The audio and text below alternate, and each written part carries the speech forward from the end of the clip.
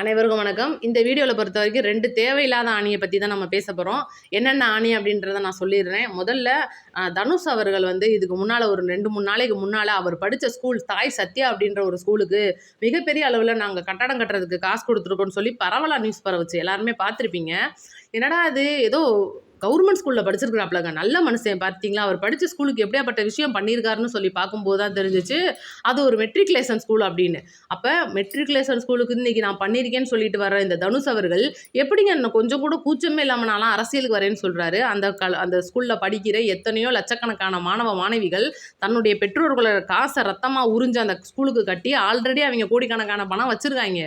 அவங்களுக்கு போயிட்டு நான் மேற்கொண்டு 2 கட்டடம் கட்டுறேன்னு சொன்ன இவர் எத்தனையோ பள்ளிக்கூட வளாகங்கள் இன்றைக்கி கிராமப்புறங்கள் கூட சரிவர இல்லாமல் இருக்குது.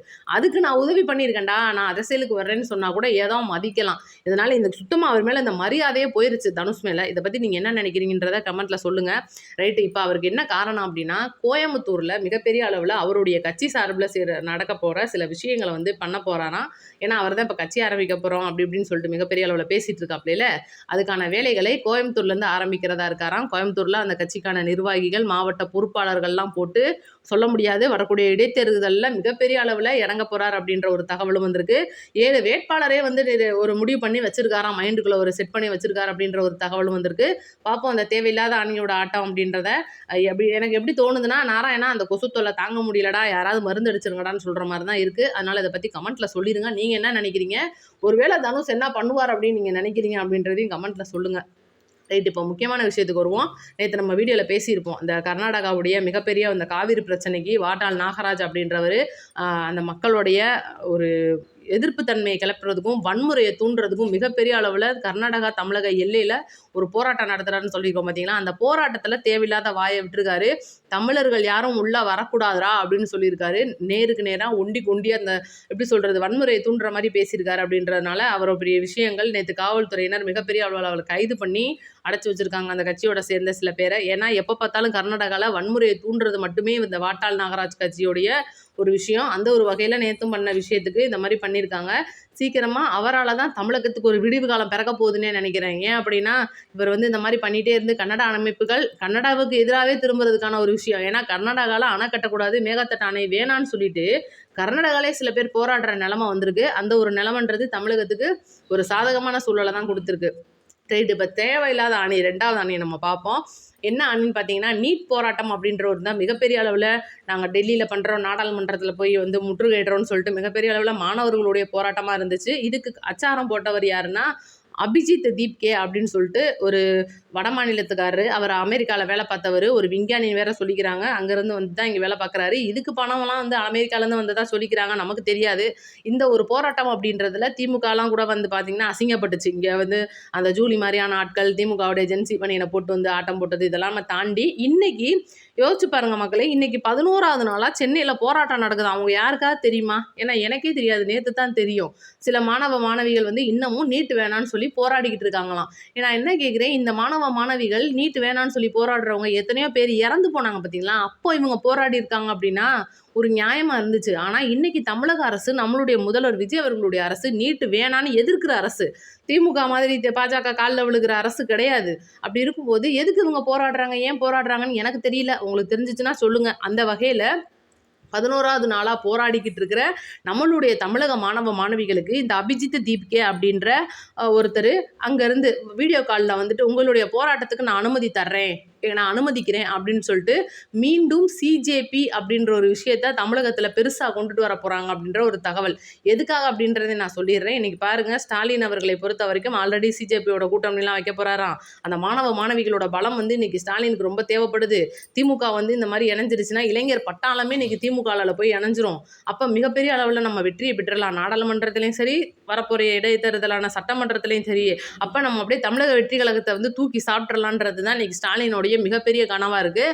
இந்த வகையில் அங்கேருந்து பெட்டி நேரடியாக போயிருக்கா, டிடி மூலியமாக போயிருக்கான்றதெல்லாம் நமக்கு தெரியாது. ஆனால் அங்கேருந்து வீடியோ கால் மட்டும் அந்த மாணவிகளுடைய வீடியோ காலில் நேரடியாக கான்ஃபரன்ஸில் பேசின இந்த அபிஜித் தீப்கே உங்களுடைய போராட்டத்துக்கு நான் அனுமதி தர்றேன் அப்படின்றதும், சிஜேபி உங்கள் கூட எப்போவுமே கையில் நிற்கும் அப்படின்னு சொல்கிறதும் எப்படி இருக்குன்னு நம்ம பார்க்கணும். அப்படின்னா இன்றைக்கி தமிழகத்தில் எங்கே அடுத்த சிஜேபியை உருவாக்க போகிறாங்களோ, இந்த சிஜேபி ப்ரொட்டஸ்ட்லாம் சொல்லிக்கிறாங்க வடநாட்டில். ஆனால் அங்கே வாங்கினது பத்தாதுன்றதை தாண்டி, ஏன்னா அங்கே போராடினவன் பூரா முக்கால்வாசி பேர் தீவிரவாதிகள்னு சொல்லி மக்கள் சொல்லிக்கிறாங்க. அங்கே நடந்த சம்பவங்கள்லாம் நம்ம பார்த்தோம். 2வது அந்த காவல்துறைகள் மாதிரியே வந்து உடையெல்லாம் அவங்களே தச்சு எடுத்துகிட்டு வந்து அவங்களுக்குள்ளேயே மாட்டிக்கிட்டு மாணவ மாணவிகளை பெரிய பெரும்பாலெல்லாம் தாக்குன சம்பவங்கள்லாம் நடந்திருக்கு. உண்மையான மாணவ மாணவிகள் இது என்னமோ நிஜமோலே நீட்டு போராட்டம் தான் சொல்லி போராடி அடி வாங்கினதே நம்ம பார்க்க முடிஞ்சிச்சு. இதெல்லாம் தாண்டி தமிழகத்தில் நடக்கப்படுற மிகப்பெரிய கண்துடைப்பு போராட்டமாக தான் நம்ம பார்த்தோம்.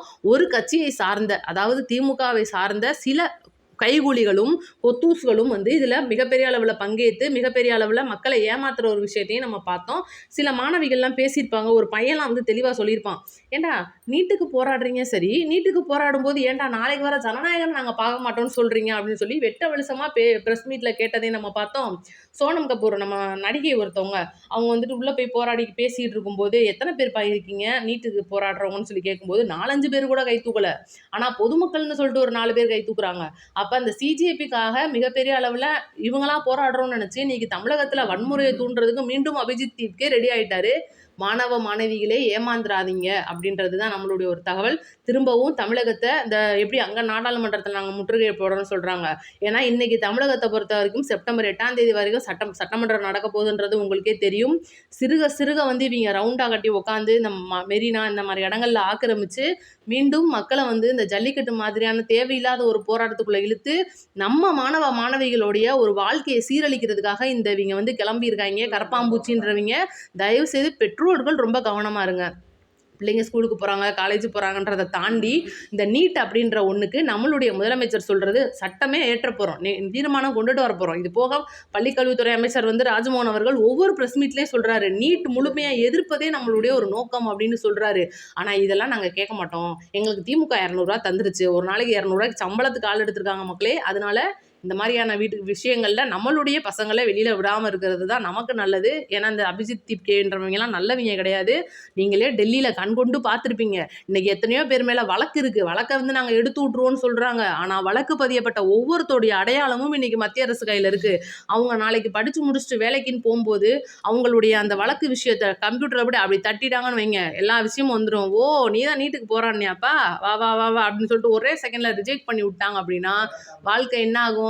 கரப்பான்பூச்சி காரணானின்னு சொல்லிட்டு ஒரு முத்திரையை குத்தி விட்டு அமுச்சு விட்ருவாங்க.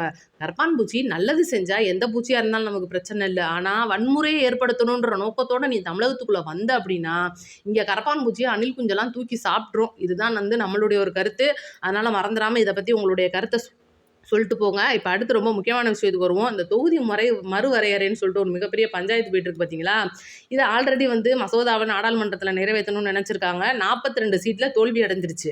அதுக்கு டிஆர் பாலு வந்து ஒரு பேட்டி கொடுத்துருக்குறாப்புல. என்னன்னா இந்த தடவை வந்து 42 பேர் போன தடவை தோக்கடிச்சிருக்கோம், இந்த தடவை வந்து தோக்குமா அப்படின்றது ஒரு சந்தேகம் தான் அப்படின்ற மாதிரி சொல்லியிருக்காரு. அப்போ திமுக ஆதரிக்குதான் அப்படின்ற ஒரு இடம் வரும்போது ஆதரிக்கிறாங்களோ இல்லையோ, திமுக வெளிநடப்பு பண்ணிடுச்சு அப்படின்னாலே இந்த தீர்மானம் ஆட்டோமேட்டிக்காக வந்து அது வந்து நிறைவேறிடும். அப்போ எந்த அளவு இன்னைக்கு தமிழக மக்களையும் ஏமாத்துறாங்க, நாடாளுமன்றத்திலையும் ஏமாத்துறாங்க, ஒட்டுமொத்தமாக மக்களோட கண்ணில் மண்ணை தூவுறாங்க. இதெல்லாம் புரிஞ்சுக்கிட்ட சோனியா காந்தி அவர்கள் ஸ்டாலின் அவர்களுக்கு நேருக்கு நேராக ஃபோனை போட்டு நம்ம வந்து மறுபடியும் கூட்டணியிலே இருப்போமே, நம்ம என்னதான் தெரியாமல் எங்கள் ராகுல் வந்து டிவிக்கில் இணைஞ்சிட்டாப்புல, மறந்துடாதீங்க நம்மலாம் காங்கிரஸில் நீங்களும் நாங்களும் இப்படி மத்தியில் அப்படின்னு சொல்லிட்டு மிகப்பெரிய அளவில் பேசியிருக்காங்க. பார்ப்போம் முடிவுலாம் என்ன எடுக்க போகிறாங்க அப்படின்றத நான் அடுத்தடுத்த வீடியோவில் உங்களுக்கு சொல்கிறேன். நோட்டிஃபிகேஷன் ஆன் பண்ணி வைங்க. நன்றி, வணக்கம்.